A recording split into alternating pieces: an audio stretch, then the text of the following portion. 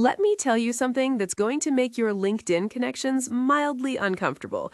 That skill you spent 6 months learning, the one you put on your resume in bold, the one you paid $400 for a course about, AI can now do it in 11 seconds.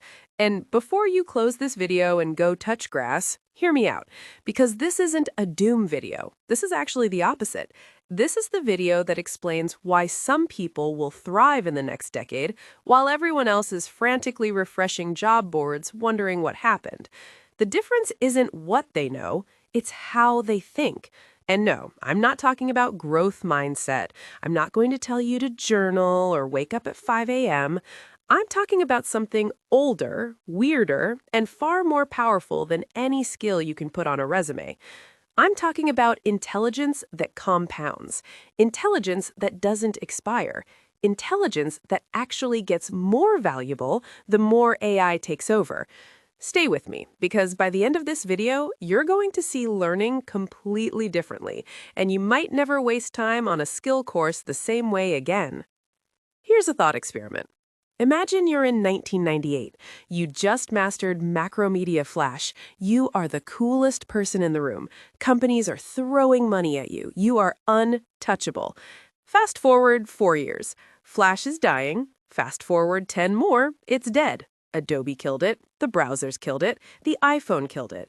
Now, imagine you spent those same years not learning Flash, but learning why people engage with moving visuals, the psychology of attention, the mechanics of storytelling through motion.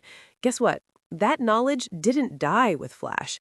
It migrated into video editing, into UX design, into TikTok content strategy, into AI prompt engineering for generative video. This is the trap most people fall into. They learn the tool, not the principle behind the tool. And here's the brutal truth about the current moment. AI is the most efficient tool replacer in human history. It doesn't get tired, it doesn't ask for equity, it doesn't need onboarding, and it's getting better every 6 months at a rate that makes Moore's Law look lazy. So if your entire professional identity is built on a skill, a specific, learnable, repeatable skill, you are, statistically speaking, in a race you cannot win. But here's what AI cannot do. At least not yet, and possibly not ever. It cannot synthesize lived experience with abstract reasoning to generate genuinely novel insight. It cannot feel the friction of a real problem and intuitively know which mental model from a completely unrelated field might crack it open. It cannot do what the greatest thinkers in history did almost effortlessly. Which brings us to the thing nobody is talking about loudly enough. We've been sold a very specific definition of intelligence: high grades, fast recall, correct answers, the ability to absorb information and reproduce it on demand. That's not intelligence. That's a very expensive biological hard drive. Real intelligence, the kind that compounds, the kind that outlasts every technological disruption, is something psychologists call fluid intelligence, and it's wildly different from what school measured. Fluid intelligence is your brain's ability to reason through problems it has never seen before, to detect patterns across unrelated domains, to take a concept from evolutionary biology and apply it to a startup's pricing strategy, to take a principle from jazz improvisation and use it to debug a broken team dynamic. It's not about knowing more, it's about connecting differently. And here's the part that should genuinely excite you. Fluid intelligence is trainable.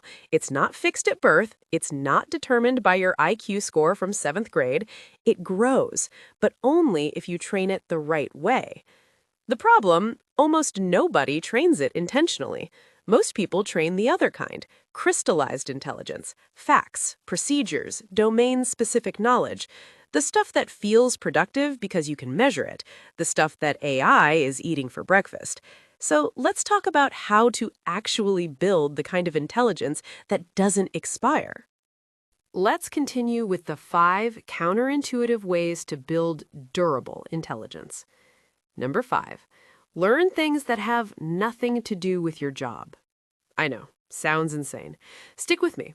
There's a concept in cognitive science called far transfer, applying knowledge from one domain to a completely unrelated one. Research consistently shows that people who study outside their field develop stronger analogical reasoning than specialists who just go deeper in one lane. Charlie Munger called this building a latticework of mental models. He studied psychology, physics, biology, history, not because he needed to, because cross-domain thinking was his competitive advantage. So next time you feel guilty reading about Roman military strategy when you should be studying marketing, don't. That might be the most productive thing you do all week. Number 4, embrace confusion as a training signal, not a warning sign. Here's something your brain does that it really shouldn't. It interprets confusion as failure. The moment something gets hard, it whispers, "You're not smart enough," and looks for an exit. But neuroscience tells a different story. Confusion is literally the feeling of your brain forming new neural connections. The discomfort is the learning. People who build durable intelligence sit in confusion longer than everyone else. They treat, "I don't understand this yet," as a temporary state, not a verdict. Practical move. Next time you're confused, don't immediately Google it. Sit with it for 10 minutes. Identify exactly where the gap is. That friction is doing more for your intelligence than any course ever will. Number 3, teach what you learn immediately, to anyone. The Feynman technique is famous, but most people use it wrong. They explain things to themselves, in comfortable language, as someone who already kinda gets it. The real version is brutal. You explain it to someone with zero context. A child, a friend from a different field, your confused grandmother. The moment you translate a concept into plain language for someone who doesn't share your vocabulary, you discover every gap in your understanding, every shortcut, everything you memorized but never truly understood. Teaching isn't a nice thing to do. It's the most aggressive form of self-testing that exists. Number 2, build a collision practice. Almost nobody talks about this, and it might be the most powerful idea in this entire video. A collision practice is a deliberate habit of forcing two unrelated ideas to interact. Every week, take one concept from your field and one from somewhere completely different and ask, what happens when these two meet? What does evolutionary biology tell us about startup failure? What does jazz improvisation tell us about running meetings? This isn't random. It's how breakthrough thinking actually happens. Major innovations weren't invented from scratch. They were collisions. The Wright brothers were bicycle mechanics. Gutenberg was a goldsmith. The collision is the invention. Number 1, stop optimizing for output. Start optimizing for insight per hour. This is the big one. We live in a productivity culture that worships output. Pages written, tasks completed, certificates earned, the dopamine hit of the checkbox. But durable intelligence doesn't grow from output. It grows from insight, those moments when something clicks and permanently changes how you see an entire category of problems. One genuine insight is worth more than 40 hours of passive consumption. So stop asking, how much did I learn today?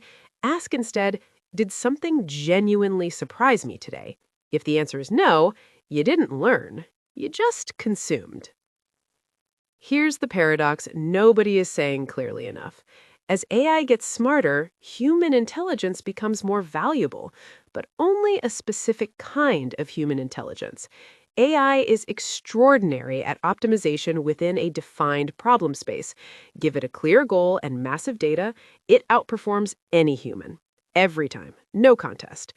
But defining the problem space, deciding which question is even worth asking, knowing when an answer is technically correct but fundamentally wrong, that's not AI. That's you. That's the weird, messy, cross-domain, experience-saturated intelligence that only comes from being a human who has deliberately trained their thinking. The people who thrive won't compete with AI. They'll use it as a force multiplier for the thinking AI can't do. Better questions, spotted assumptions, dots connected across domains no trading dataset has ever seen. They are, in the oldest sense of the word, thinkers. So here's where we land. Skills are rented. Intelligence is owned. Skills expire with the technology that made them relevant. Intelligence compounds with every domain you touch, every confusion you sit with, every collision you engineer between ideas that had no business meeting. The future doesn't belong to the most specialized, it belongs to the most connected, the people who can walk into any room, any problem, any era, and find the pattern that everyone else missed. That's not a talent, that's a practice, and it starts with one decision: to stop learning what to think and start training how to think.